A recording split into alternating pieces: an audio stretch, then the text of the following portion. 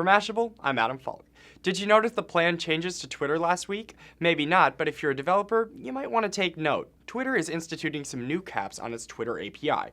One will cut down on the traffic a Twitter-using app sends to Twitter servers.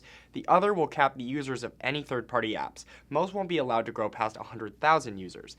And this is generating some vociferous reaction on Twitter itself. Aaron Levie tweeted, "Twitter's API has more rules than North Korea." And Matt Buchanan tweeted, "Twitter API 1.2 killed my whole family. They were all made out of Twitter apps." And never mind the implications for developers, just explaining it is hard. The New York Times' Nick Bilton tweeted, "I'm trying to explain the Twitter API blog post to Times readers, aka human beings, who don't speak Klingon." There's also an Occupy Twitter hashtag going. Is it weird to use a service to protest that same service?